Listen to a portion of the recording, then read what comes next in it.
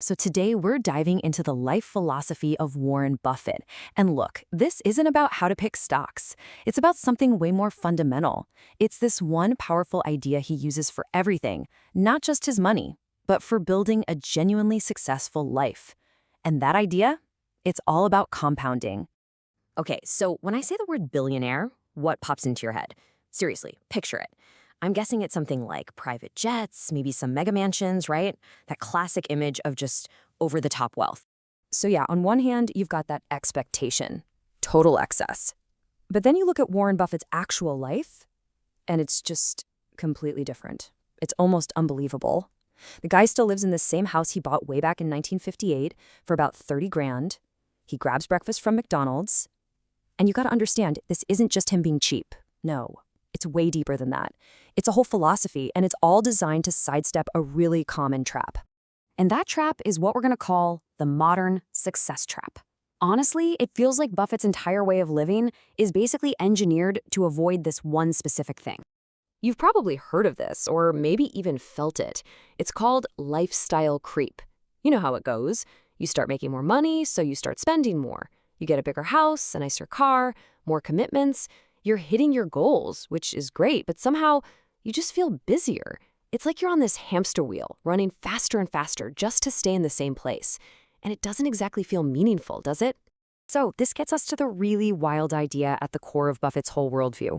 What if the secret isn't adding more stuff to your life? What if it's not about doing more at all?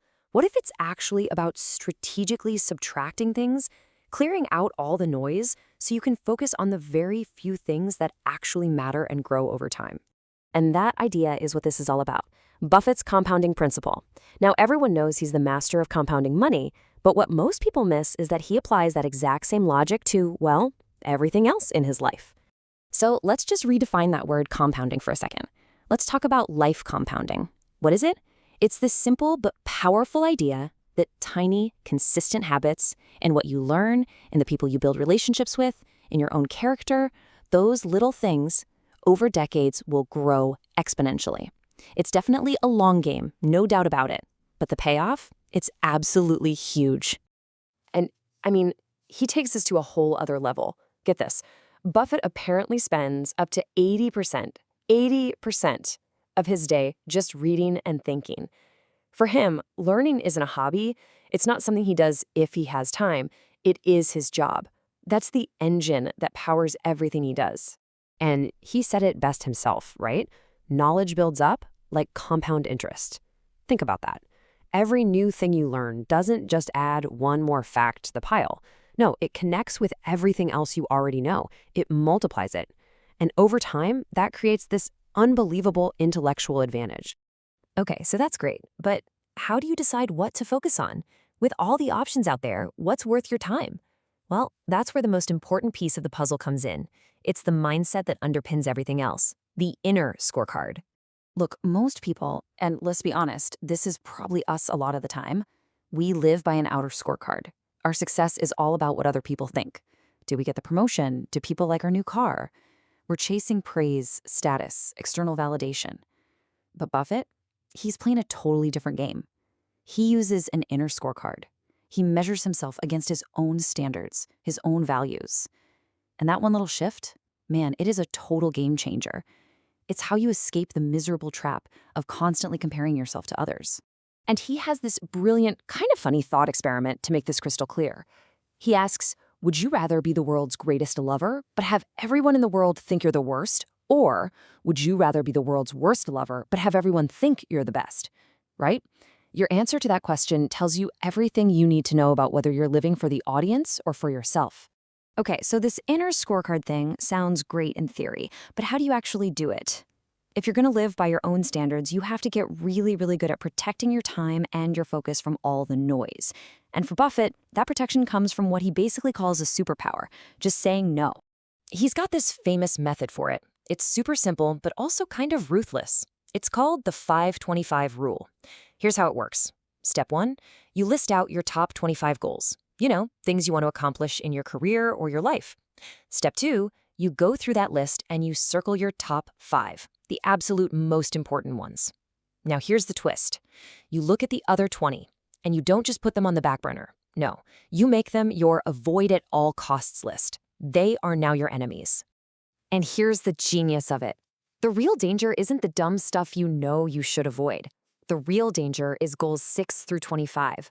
Why? Because they're not bad ideas. They're probably pretty good ideas. And that's exactly what makes them so seductive.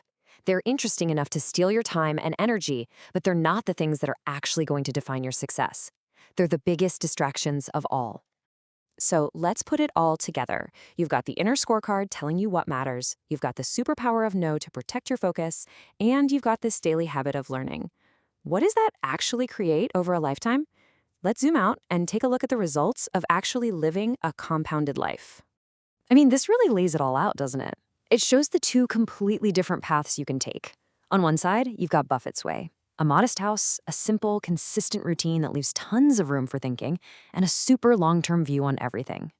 And on the other side, that's the lifestyle trap we talked about.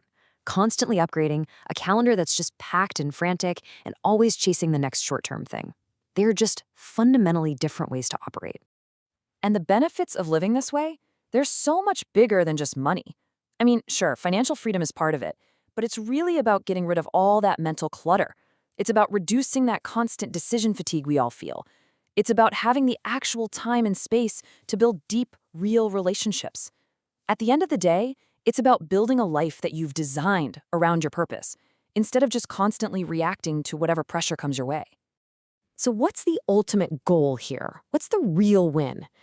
For Buffett, believe it or not, it has zero to do with the numbers in his bank account. He's been really clear about this. He says the true measure of your success is the number of people you want to love you who actually do love you. I mean, just let that sink in. It's such a human way to look at success, right? It's all about the quality of the love in your life.